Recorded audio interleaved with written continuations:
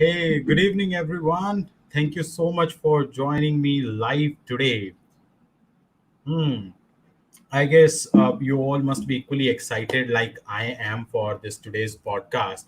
And I guess I want to start off this podcast by remembering one saying that I have always believed. And I guess our today's guest actually reminds me of the same sayings that the pessimist complains about the wind, the optimist expects it to be changed, but leaders adjust the sail.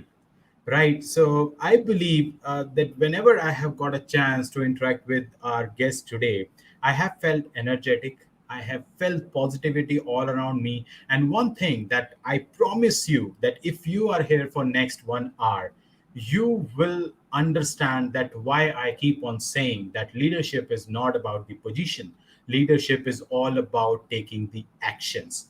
And that's where I said, right? People know the people who knows how to adjust the sales, they are the leaders. So Harish is an experienced ethical technologist with the demonstrated history of working in the computer industry, computer software industry, skilled in Python, C, security, enterprise architecture, and virtualization and whatnot. He started his career, if I remember correct, that in 1978, close to 40 plus years of experience, starting as a starting as an inspector of police with Singapore government, and then major in Singapore civil defense from 1984 to 2009. During the venture, he has played a multiple role as a programmer, general manager, CTO, founder. But I believe he's the one who always inspires others, who is a right definition that what open source can bring the change. So from last 18 years, we are proudly that yes, he's working with Red Hat and now he's a head of community architecture and leadership with Red Hat APAC. And I guess you all must be wondering that why Gaurav is saying a lot of things. We want to meet Harish, right? So guys, I want you all to make some loud noise in the chat while I bring Harish on the screen. Hey Harish, good evening, and thank you so much for joining us. Cheers. Hi, good evening. Cheers, man. Cheers. Cheers to you. Cheers. Yeah. So thank you so much, Harish, for the entire team. Cheers with Gaurav and Namaste from India. And thank you so much for joining us live. I hope you're Thank doing you. great. Thank you for the invite. I think this is quite exciting. And that intro was quite interesting, I must say. I never considered that I started my career in 1978. That was really national service. So I'm Yes. not sure whether we ever calculate from our start of career from the day of national service. So, but thank you very much for mentioning my national service days. That was a long time ago. Definitely. I want all people to know about your journey because we have been following you on Twitter. We have been following you on LinkedIn. We echo your thoughts, your sayings, your shares, whatever you do. And trust me, one thing, as I said, definitely it's not about being optimistic or being pessimist. You have been a leader who talks about open source, who encourages other to open source. So Harish, way back in 1980s, have you ever thought that open source would be this big and people will be talking around open source and open source? Actually, it's a bit difficult to answer that question straight off, but to use the term open source because the term open source only was established in 1998. It was a long time, from the 1980s to 1998 is a long time, almost 20 years. Yes. In those days, it was either software that you can not download, you buy, you get it from on a floppy disk, or generally that was what it was, a floppy, right, on a floppy disk. And those were shareware, those were whatever. In most cases, the source code for those things were not available, but it was early days. Not everybody had a computer. Not everybody had a computer that was connected to anything. It was just you and yourself. You might be connected to a bulletin board system, a BBS, maybe, and then you can download stuff from the BBS, maybe. So it was a very different world, and quite frankly, it was not until I went to graduate school in Oregon State University in mid 80s. That's when things were beginning to look interesting because the idea of this thing what we call today and what we are using today, the internet, was being used in a different form. This is the precursor to the internet, ARPANET. So I was connected to ARPANET in Oregon State, and it was just amazing, the opportunity to do share code across I don't know who. I don't even know this individual who is making something available to me from somewhere else in the world, and that to me was interesting, and I felt something was going to happen. And true enough, what actually happened subsequently was the fact that the internet, exploded. Everybody's being connected. Actually, only 50% of the world is connected, but it is from 0 to 50%. It's a huge number. So that's where I think I look at it not so much from an open source perspective, but in order to achieve all these other things that fall into place, a lot of the code has to be made available for me to experiment with. And so, is it open source? Is it free software? I mean, at those days, that was not the conversation. It was available. You do what you want with it. I guess you made me more excited asking my second question on the same part.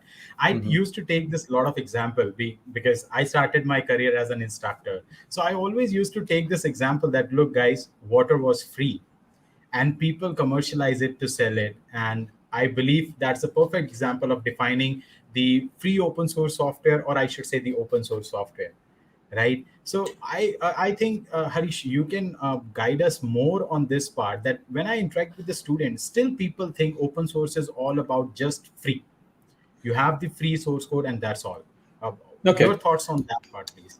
I think it's best to look at it from firstly from a historical perspective, because that will give you context, and then from the context you can figure out why certain things happen the way it is. Up until 1984, 85, when the Free Software Foundation was established, people just use software, you write the code. I mean, I wrote my first code in BASIC in 1980, and we had a user group in Singapore for something called the Ohio Scientific 6502 Superboard. If you go onto my blog, you'll see pictures of it.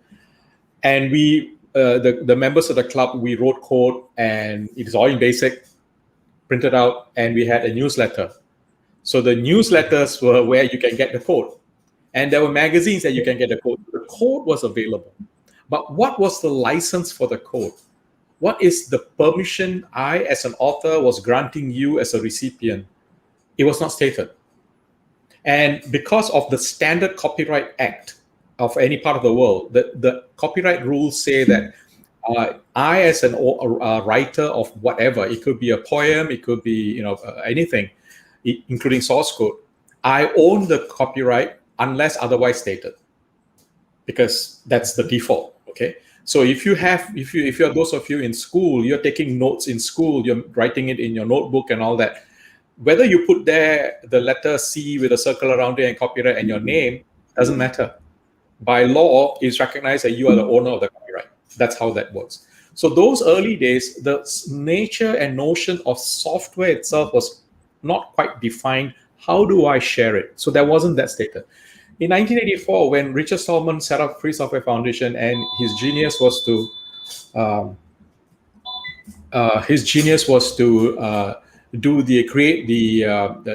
define the licensing arrangement called the GNU General Public License. That changed how people perceive how I can interact with a piece of code. That was a very important turning point. And subsequent to that, everything that's happened after that really had to help people understand, how do I share, how do I give something to you, Gaurav? If I write something, I give it to you. On what terms am I giving it to you? If I don't say anything, then I default to the standard copyright rules. But because of this, I add this additional layer on it, still subject to copyright rules. What does that mean to you? I grant you the right to change, to edit, to do whatever you want. And fast forward many years later, in 1998, with the dot-com boom, a lot of companies starting up, there was this problem with the words free software. Because in English, 99% of the time, when you hear the word free, you inevitably assume it's free of charge. which is not what it was about. It is about the freedom to do what you want to do, right? So that's very important to keep. So once you get a context, right, it's a freedom to change, freedom to do what you want. Then you add this additional aspect. So to me, what is open source? Open source is the marketing term for free software. So because corporates, Red Hat as an example, but not Red Hat per se, organizations, they say, oh, I'm using free software. Because in English, it's a problem.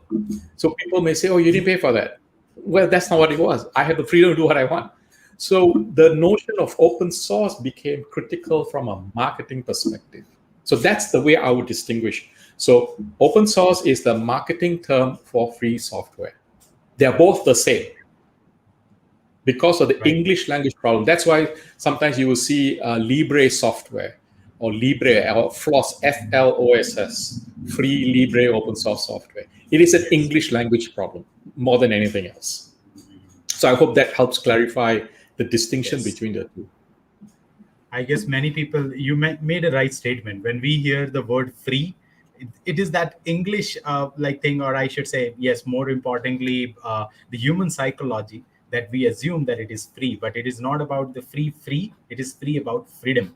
So Yeah. I hope people, you got the point correct, which I always said it, that this is something that you should take to your connections, to your friends in the open source world. Why we call open source is that freedom that you get, right? So over to, I guess, my team. So Harish, as you know, so I always thank God that, okay, I'm privileged that I get a chance to interact with some wow and amazing people around me.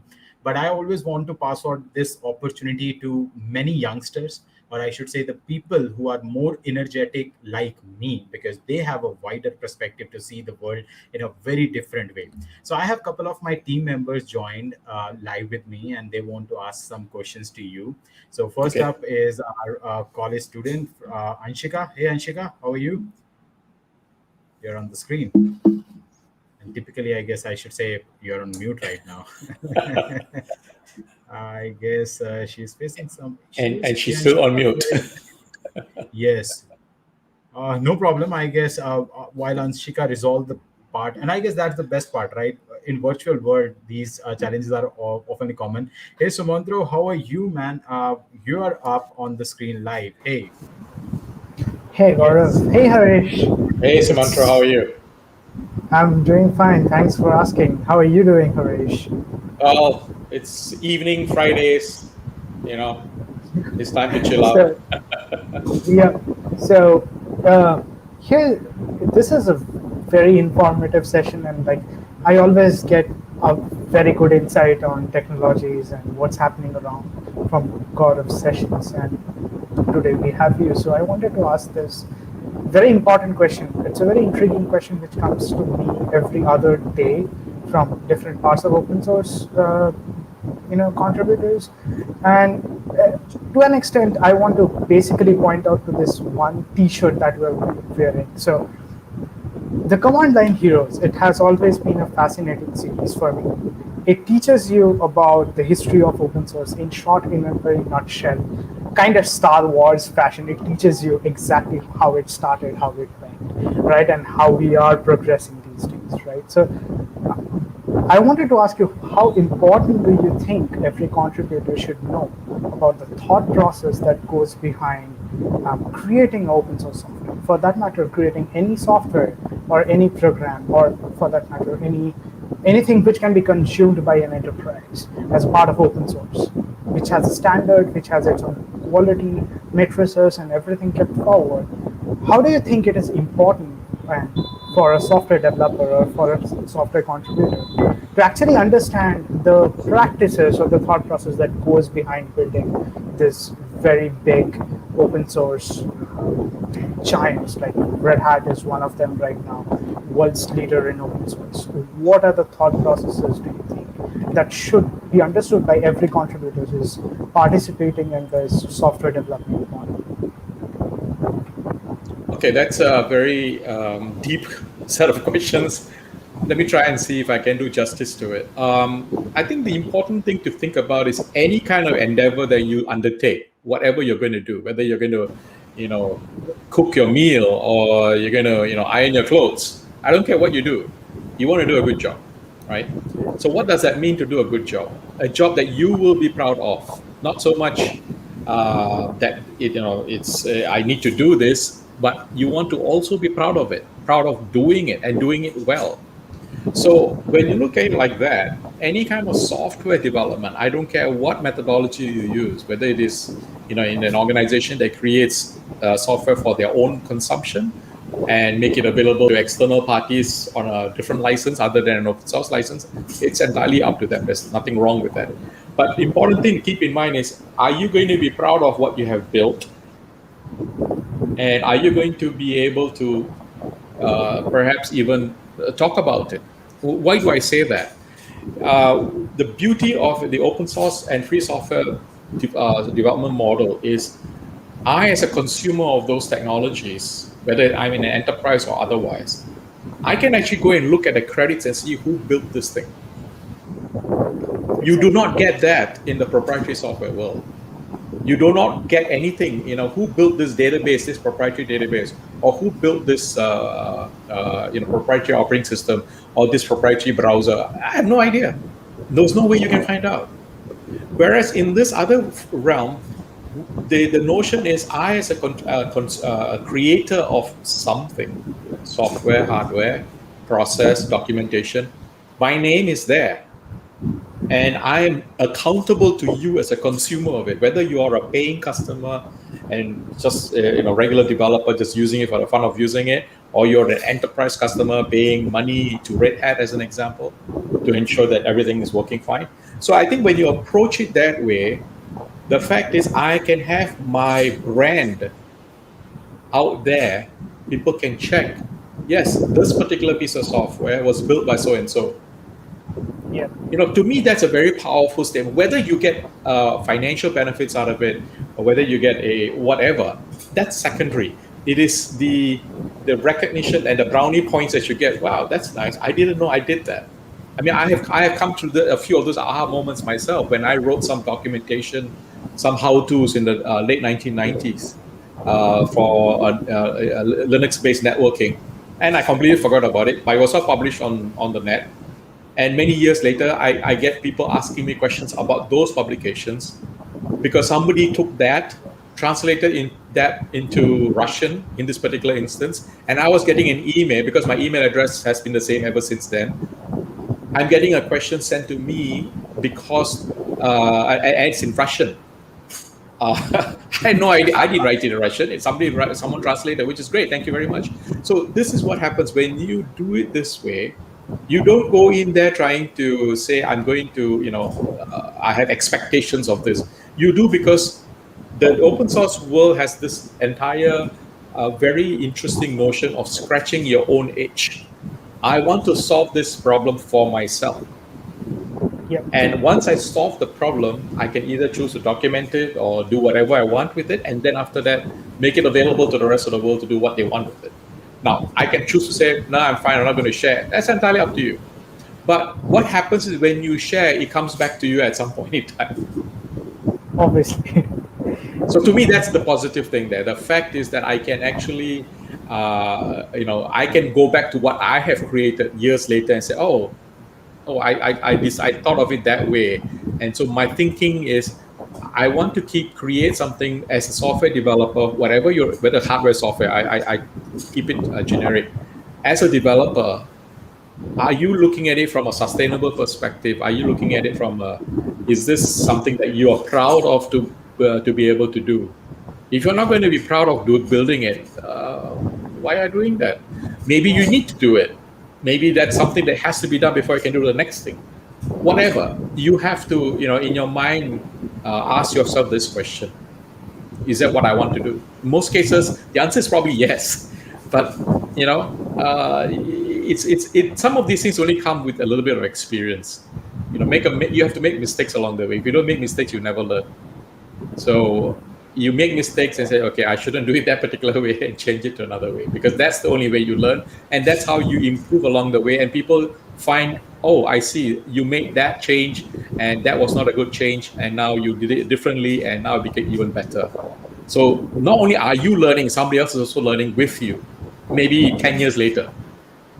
10 years But later, yeah, but because it's documented, it's there, it's out there.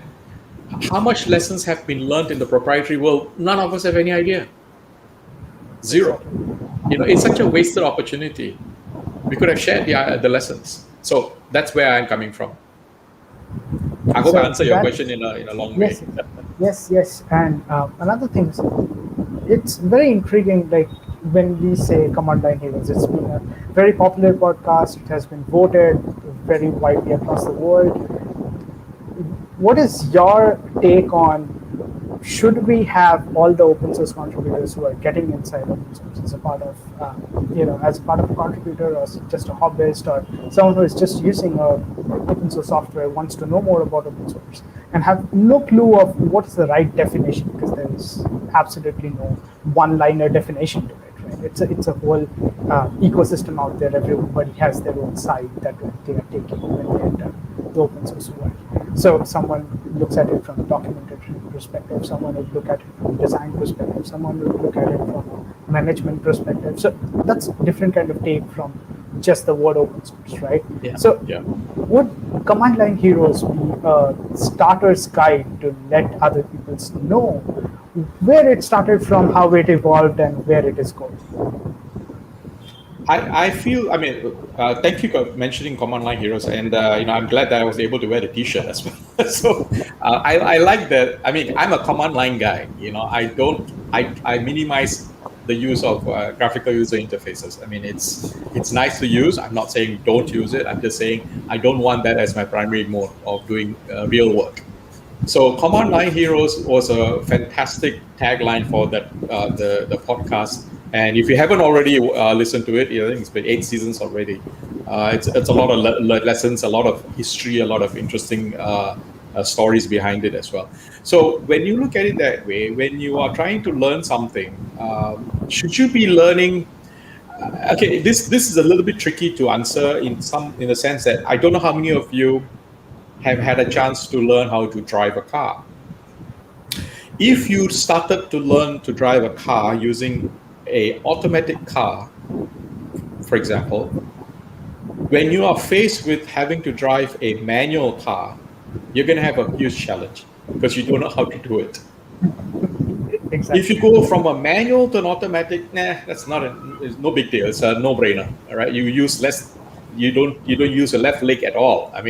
You don't have anything. You can just remove a left leg. You don't need it at all. And then once you go from that to an electric vehicle, for example, there are no gears. You just accelerate and stop. Accelerate, stop. That's it. So what I'm trying to say is that in order for you to appreciate some of these things, do I need to go back to learn how to drive a manual car? In other words, do I have to go to the command line? I feel sometimes it's necessary to do that because it teaches you a different. It rewires your brain in a different manner. Because now I know, hey, in the command line, I can do a few more things which the GUI does not give me. It's just like, again, if you are familiar with driving, a manual car, I can rev the gears. I can go to the first gear, second gear. I can rev it. I can do what I want with it. I cannot do the same thing in an automatic. It just doesn't work that way, right? So you can do engine braking, for example. That doesn't work in an automatic.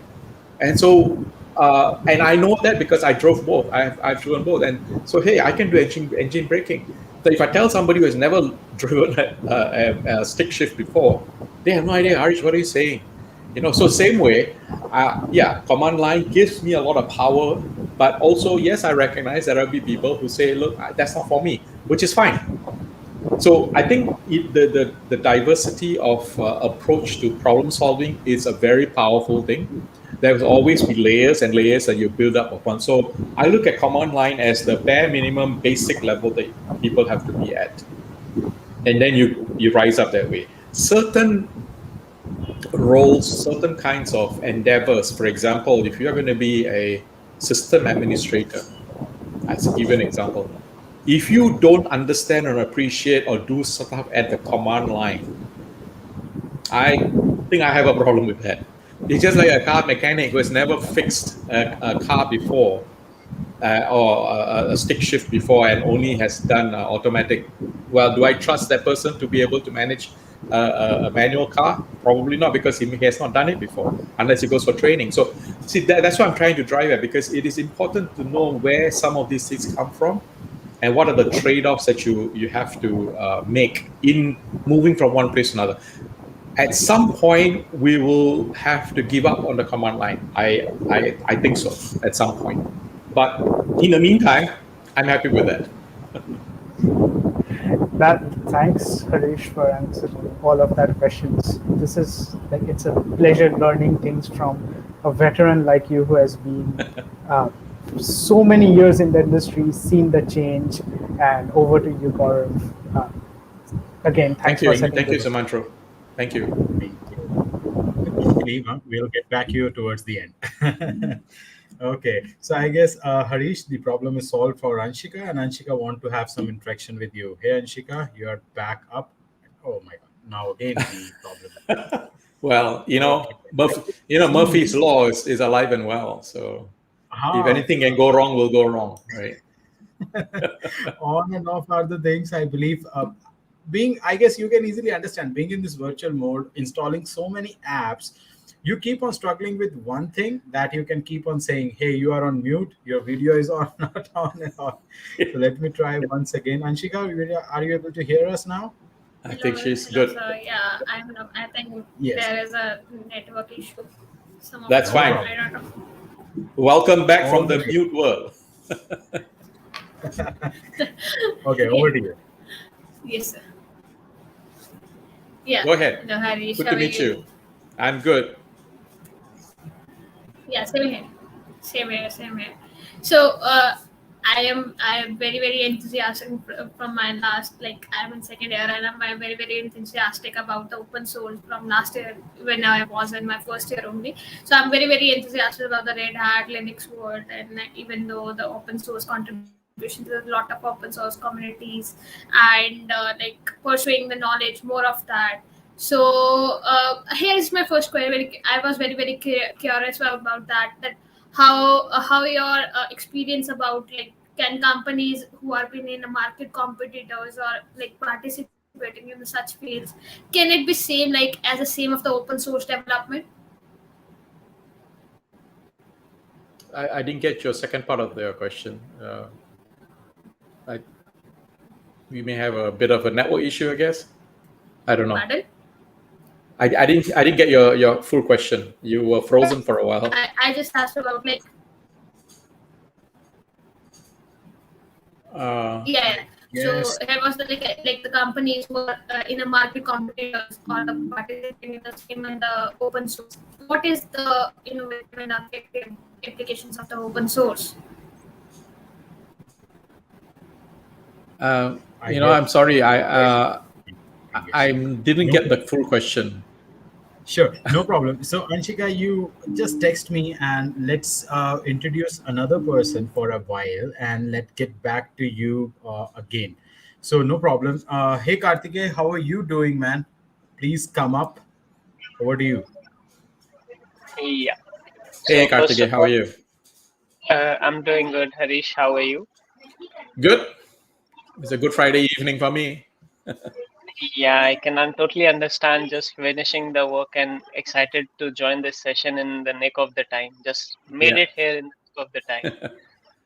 So my question to you would be that since I am interested in cloud technologies and open source technologies, so Mhm. since I've been working in this industry for like more than the entire age I am today, so Okay. what sort of trends are you expecting in cloud domain, especially the public cloud domain, when it comes to the industry giants like AWS or GCP or Azure? That how can they improve their cloud offerings if they try to adopt the open source model? Okay. Interesting question. Interesting way of asking the question. The cloud will never have happened if it was not for open source software. Okay. So let's put that as the baseline. Every single cloud provider out there built what they have built on the basis of open source technology, including Microsoft. Yes, they may not be releasing their source code of what they have built for their own services, but it is built based on open source software. Okay, so that's the baseline. Now, what would this be from moving forward from a global perspective?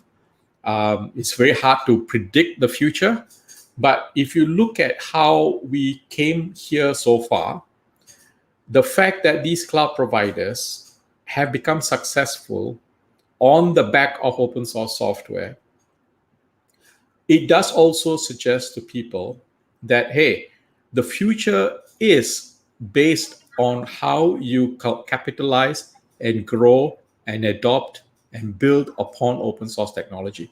So how does Red Hat fit into that as a specific example?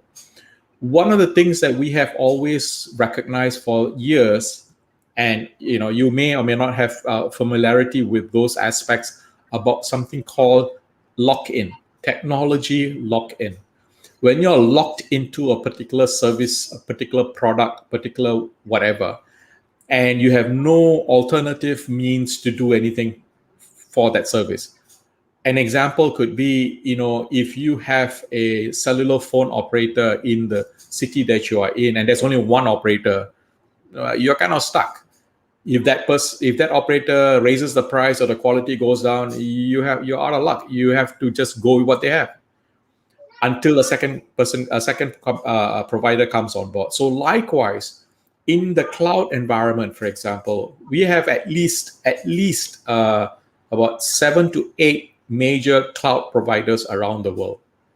Okay, and all of them built what they built using open source technology.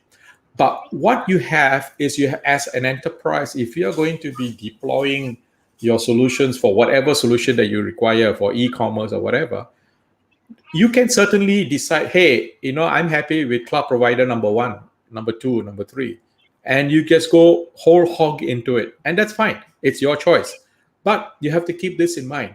At some point in time, if you're all in one particular cloud provider, if they decide to do whatever, it could be price increase, it could be, I don't know what it is, right? You are now beholden to them. That's called vendor lock-in. What you want is to make sure you never get into that space, that scenario where you're locked into the vendor. So you want to work across the board. So this is where Red Hat has created technologies with the open source community called OpenShift. OpenShift allows you to run your workload, whatever it is. It could be e-commerce, it could be, I don't know what it is. You can run it on any of the cloud providers because all of them work with Red Hat, and we have OpenShift running on all of them. So you can actually move your workload from cloud provider to cloud provider. You don't even have to know where it's moving to, as long as you are running on an OpenShift environment. You can just benefit from the fact that you are cloud agnostic. That is a very important aspect. Now, you might turn around and say, hey, Harish, that's a quick way of locking people into OpenShift then, right? While that sounds true, but the fact is OpenShift itself is open source. I mean, it's always been open source. You can choose to run it anywhere you want.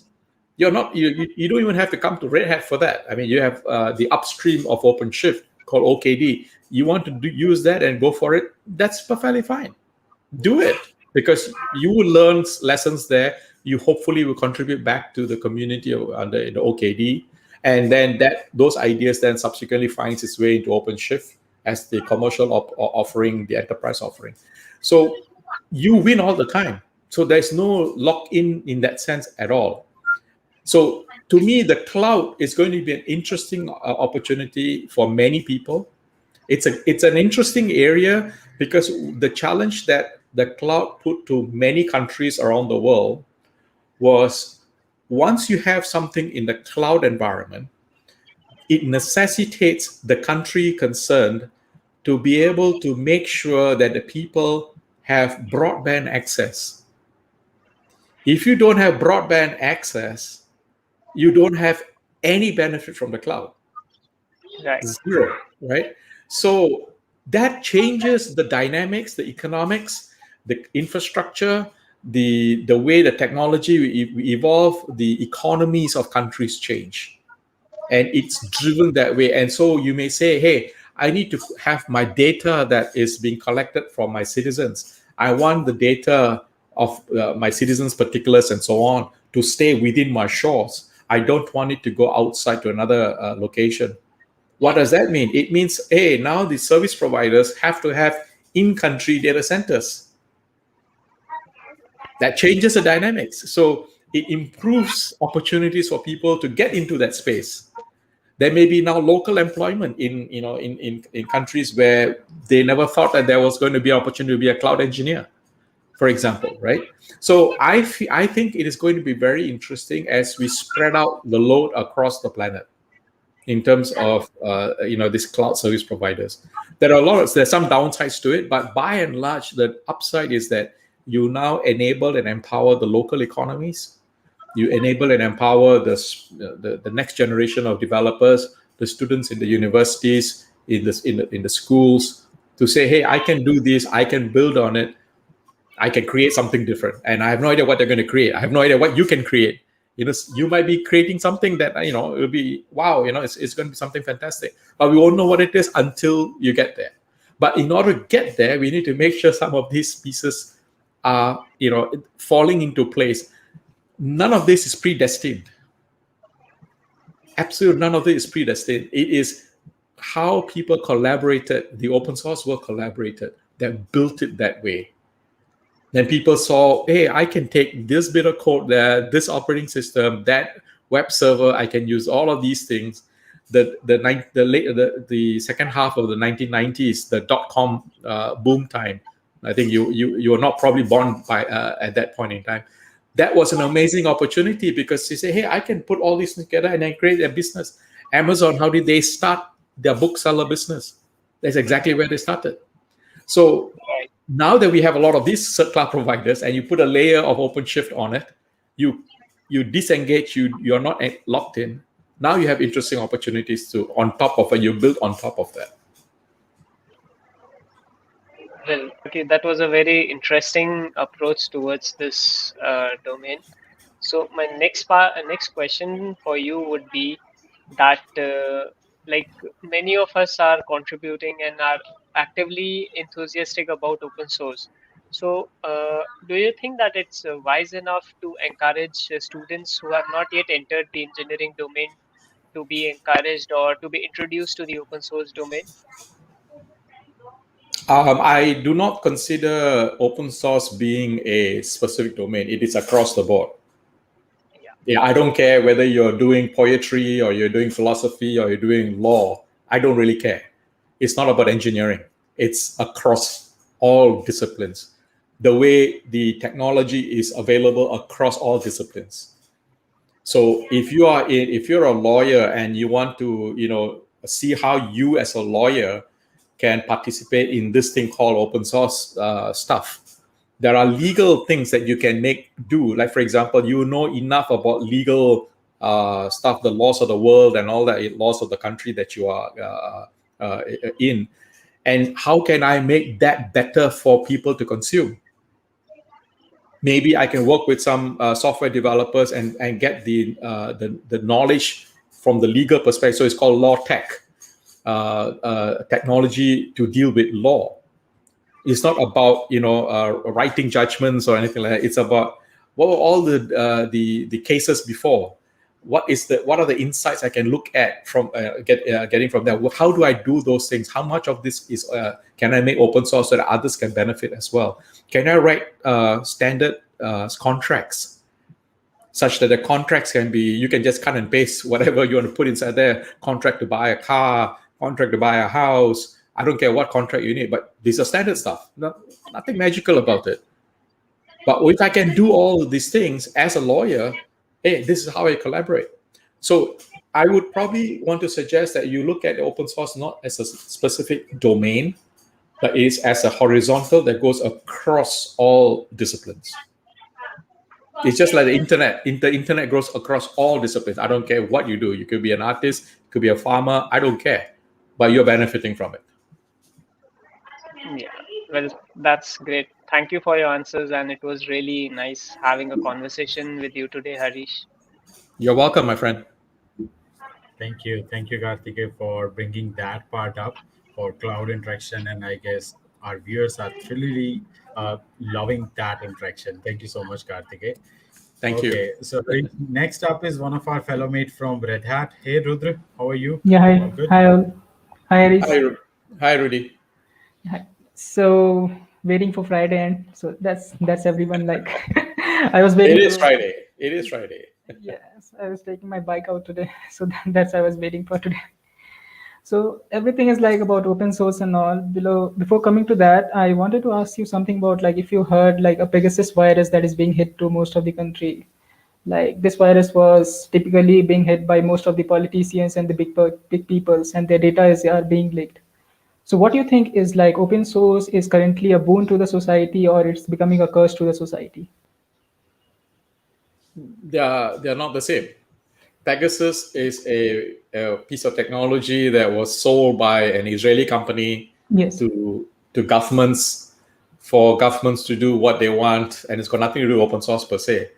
But But having said it's two separate things. The realms are different, right? So if you say is Pegasus itself going to be an issue, Pegasus in many ways but kind is of like an example, like sorry to interrupt, it's kind of an example I'm taking. Like it's kind of a virus is being created by a single guy, you can say, but our software is being created. So in the same way, if someone keeps your software or if you try to code something for the good of the society, but someone takes this as a granted to like a threat to the society.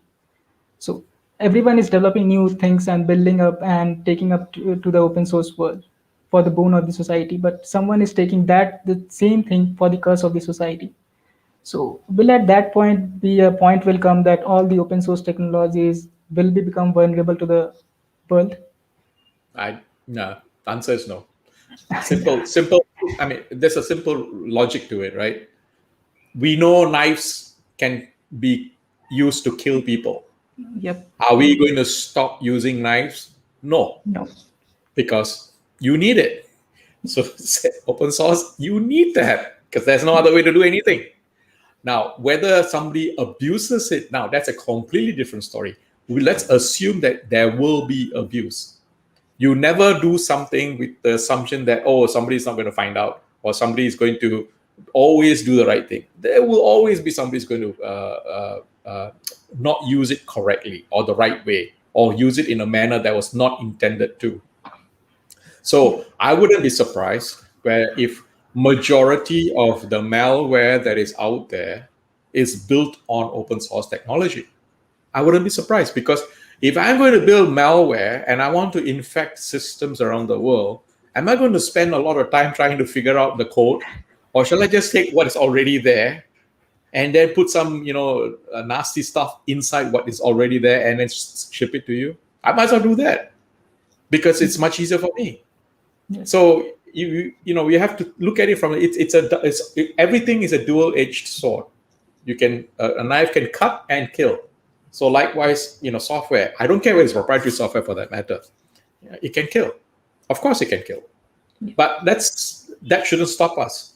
If that is the case, if it is something that say, oh, people are going to say we shouldn't use this anymore. You know what? At some point, we have to stop teaching people anything, because any bit of knowledge becomes a problem. Because now you know something.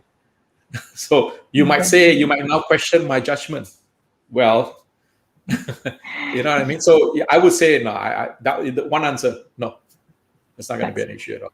So in the previous like question talking to Karthik, you said like OpenShift, like for example, there is a thing like which scales up and scale down. So in future, if the automation comes in such certain like 20, 30 years, we are moving to a single code language, and a code language is being scaling up its code automatically or is scaling down its code automatically on reading its own thing. So it's kind of a code that is being trained by itself, and if error occurs, the code is automatically being cleaned up or it's scaled up and the code is being scaled down.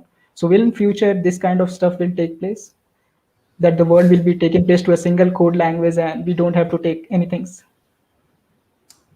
I think if you look at the Darwinian principles of evolution, the Darwinian principles of evolution suggests that homogeneous systems are bad. Okay, if everything is homogeneous, every organism is of the same DNA, identical DNA, something will break at some point and everything gets infected and they all die out. That's the Darwinian principle. For example, just to give you a bit of a Yes. biology lesson as well, almost all of the bananas on that you and I are eating come from only one or two strands. That's a problem, because if any one of these get infected by whatever disease, plant disease that might be, we will have no more bananas. Now that's a problem. So we need to have diversity. Diversity is the driver for anything. So likewise, will there be a single code? Nah, I don't think so. Why? Because it doesn't make any sense. Yes, you may turn around and say, Harish, but then, hey, we may have things like AI trying to do what they want, the AI systems want to do, autonomous AI systems trying to write their own code and rewrite the code. Yeah, it's possible. But at some point, if that wins, so be it. I mean, I look at it, so be it. It's fine. If at some point the human race disappears, so be it. It's a law of the nature of evolution, of law of nature. There is no guarantee that we have to be around to begin with. There's no guarantee. Why? It doesn't matter. From a universal perspective, who cares? Also, there's a bunch of people called a bunch of things called humans. So what? Big deal.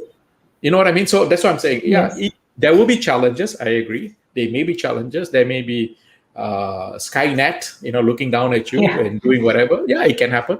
It can. But because of the nature and notion of diversity in the Darwinian principles of evolution, it has got very strong counter effects.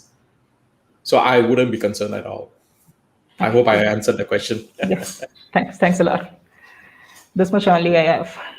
Thank you. Thank you for a good question. Thank you very much. Thanks so much, Harish. Thanks all. Okay. So I guess that made me remind of the sayings that automation, people think that we are adopting today, but it is since the ages. Means it's just that thing, as per our requirement, we are trying to become more active and we are discovering, right, Harish? I guess you would perfectly agree to that yes, human needs evolution and everybody evolves, and that's what it is happening, and so does the technology. So while this technology is evolving, one of our team member is struggling to get the network connection connect, but now she's again back. And I want people, honestly, that's the thing, means I love about the students, that they don't give up. I would have been, if at the place of Anshika, for sure, Anshika, I would have left this stream, because this is going live and people are facing the challenge. And I know deep down the heart that people might make fun of me, but absolutely kudos to you. Thank you so much for being there, continuously texting me that, hey, I am there, I am resolving the network challenges, and you are up here. Over to you, Anshika. Yeah. Please. Thank you, sir. Let's make it third time lucky. Go ahead, So, please. sir, my question was like, nowadays we know like everyone, there is a very very vast technology, and we all are like learning and reading the technology at a vast range. The different types of technologies are being there, but luckily, not to say that the world is all full of open source. Okay, so what is your piece of advice for the students to get motivated and to be focused towards the open source? Okay, it's a tough question to answer. The reason when I say it's tough, it's because you can't focus on open source on its own. Open source is a methodology, it's a way of doing things.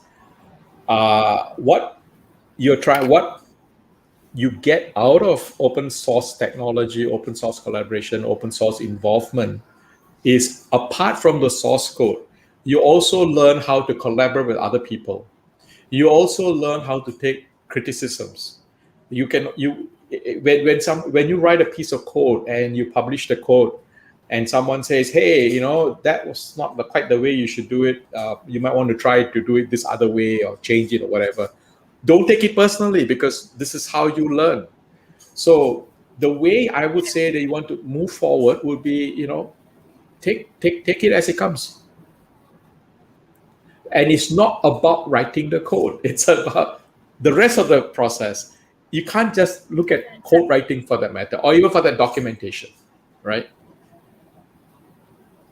So I give you an example of documentation. I mean, I may be able to write a document based on my usage of that piece of technology.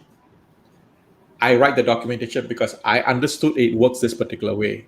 Now, somebody else may come and look at it and say, hey, that's an interesting way because I did it this other way and I got to the same results. Well, I didn't know that. Now you find a second way. Now, if the developer, for that matter, wrote the documentation, that developer may write the documentation in a particular style because that person understands what the person built, which is great. But as a user's perspective, you look at it and say, I can do it this way, I can do it the other way. I like the first way because it works in my way of doing stuff. Another person may say, no, I think I like the other way because I'm left-handed, and so I like the left-handed type of doing stuff. I don't care what it is, but this is the beauty of it, right? So when you collaborate in an open source way, you're not saying my way or the highway. I'm not saying that's the only way to do it. Do what you have to do. Yeah, exactly. A perfect one. That is. Yeah, that's it from my side. Oh, thank you. Good question. Thank you very much for asking. Third time lucky, I told you, right? She's definitely one of the most luckiest ones. So we are not getting a chance to interact but yeah, she is. But nevertheless, challenges are with everyone, and that's what makes us strong. That you face the challenge, you win, and you conquer. That's all, right? So as simple as that, Anshika. And thank you so much for being here with us live. Okay. So Harish, I have one more question. Means definitely Sure. I want to ask one question as well. So Harish, definitely students specifically are always inclined in today's world because of this global pandemic that like hit us. People are more inclined towards this virtual era of meeting and interacting people.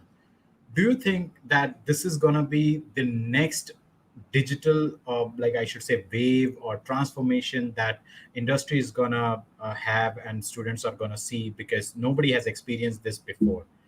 And you have been like into the industry for last 40 years. We have seen the change, we have seen the digital disruptors. So do you think that from here we are building the new age of like entrepreneurship or ideas or something like that? I think what we are seeing today with all of this stuff that we are using and evolving rapidly is a greater understanding across all industries, across all economies, that the ways of doing stuff previously is not how you want to do moving forward, whether or not we go past this current medical issue. Why do I say that? I say that because now people recognize I can actually be productive. I can be a part of a team that is remote, because there's a lot of people, until this thing happened, will definitely say, look, I will never work remotely. I must have all my employees, as it were, in my office, because I need to check on whether they did the job or not, or I don't, because I don't trust them. And these are the micromanagers. These are the guys with trust issues. Okay. Now that they are forced to look at it differently, and they still say, hey, actually, it does work. There will be still some people who want to get back to the micromanagement part. There will be. I mean, in the bell curve, there will be that part of the bell curve, right? But the vast majority of people say, right, you know what? This can be done. Yes. This works. And what does this do for the future? I feel that there will be a lot of realignment across all industries, across economies, and across cities as well. When I say realignment of what does that mean to have a central business district, for example, a CBD. Do I have to have a CBD and you have to have everybody in one place to do something, and then when you're done with it, you go home to your homes? And you have to have infrastructure, you need to have train systems, public transport systems, and all that. Now you say, hey, I can still get to the same GDP growth by sitting at home. and doing more or less. Yeah, there are segments of the economy that have got challenges. Totally agree, but Right. that's where you have to focus and say, what do I need to do to help those segments of the economy? Yeah. But the rest, hey, we can actually do this. Well, then you find ways to say, okay, you know what? I need to meet my colleagues somewhere. Yeah, let's go for drinks. Let's go for dinner, a meal, or whatever. That's great. Or go for some, sporting activity. Go for a run. Go and do whatever. And you build up the comradeship. You build up the non-work type of relationships, which is important. Now you can do that, and I don't have to eat. I don't have to be because I do it from an office environment. I think it is. We are at a very nice spot. I think we are in a nice spot. I look at Yes. it as a glass half full kind of perspective. Yes, we lost half the water in the glass, but we still got half a glass of water left. What can I do with a half a glass of water? I think we can do a lot of stuff. Definitely. And I guess that perfectly echo my first saying that optimistic or pessimistic people think the way in different way. But the person who knows how to adjust their sales, I guess they can easily adjust themselves in whatever the situation you give it to them. And with that, I guess Harish, one thing I want you to please convey to all the viewers that I have always believed in that while listening to all the amazing leaders around me, whether they're coming from the different religions or different geological locations. But I can always say that I cannot give you the formula of success, but I can always give you the formula of failure, which is simply for me, I have always like try to please everybody. You cannot please everyone at all. So I want you to please give our viewers that failure formula that you want to share as a piece of advice to all of us that don't do this, but ultimately you have to work hard to achieve this success and it takes time. So any piece of advice for all the viewers, and then we have our entire team back on the screen. Okay, that puts in an interesting spot. I think my advice would be, as I tell this to my sons as well, don't ever shortchange yourself. So what do I mean by that? When you are asked to do something, whatever the something may be, and you say, "Hey, I've never done it before," exactly, try it. Get outside your comfort zone. If you put yourself into a position of when you were, if you can, even remember when you first started to walk, did you say, I'm not going to try to walk because I've never done it before? No, you tried to stand up, you tried to move your right foot, your left foot, and then you fall down, and then you cry, and then you try again, and eventually you started to walk. Did you give up? No, you didn't give up. So don't shortchange yourself. Just because I have never done it before doesn't mean I should not even try. So if you don't try, how do you know whether you can do it or not? So the statement that says, I've never done it before, therefore I'm not going to do it, no, just doesn't cut it. You're shortchanging yourself. Please do not shortchange yourself. Absolutely I hope that's good enough agree. for you. Thank you. Definitely, it is, and I guess people are excited to hear this, and so does their comments. I was seeing them, but unfortunately for us, we want to learn alone, and I was completely into the listening mode. So definitely, I hope everybody loved the stream today. And while I bring the entire team, hey Rudra, Karthike, Anshika, Sumontro, I believe all of you would agree to one thought that before you are a leader, and I guess for all of us, if we see the listening that we had for the like entire 1 hour, for Harish, I can simply say before you are a leader, success is all about growing yourself. And when you become a leader, success is all about growing others. And I guess we are empowered with the knowledge that Harish has shared to all of us, right? So, what do you think, guys? Any comments that you want to make before we say officially thanks to Harish? Anyone? Anshika, I guess you are the luckiest one. You want to add something? I found that like everything has a two faces. Like, Yeah. thanks. Yes. Karthike? Yeah, definitely. I would like to say that whatever information that Harish shared today, that was really, really important just me, but many more people who are actually enthusiastic about open source and cloud. And I totally agree with Harish when he mentioned that we never should change ourselves just because of some of the moments. And at last, I would like to say that keep on learning and keep on growing in life. Thank you. Okay. Yeah, at the last, I would like to just say like implementing and excelling is the one of the major enthusiasts to get to the open source that I used to believe in. And I think it is the best live stream till now. It was very, very good and amazing to learn such a good things in this stream. Yeah, thank you so much, sir. Thank you. Thank you. Yes, Monjo, any last And comments from you?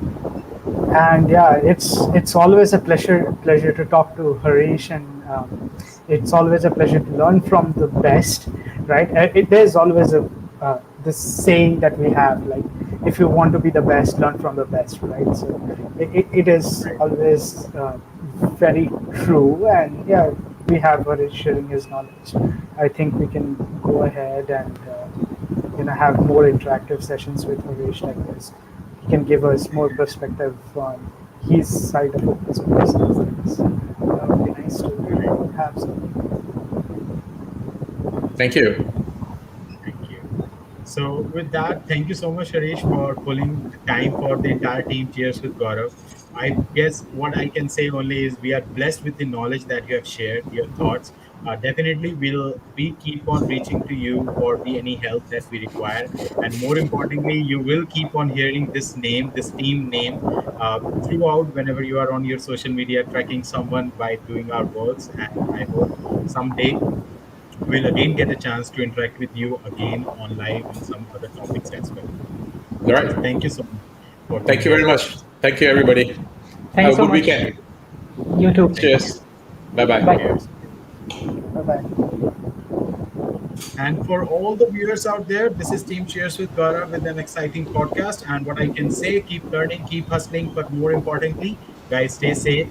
Keep sharing your thoughts and do share the comments that how you felt this learning session. And if you want to be the part, like today, Rudra, Kartike, Sumantra, or Anshika got the chance to interact with their professional, please feel free to reach out to me. Until then, like, share, and subscribe to Cheers with Gaurav. Some amazing podcasts are uploaded your way. Thank you so much, team, for here being with us. And with that,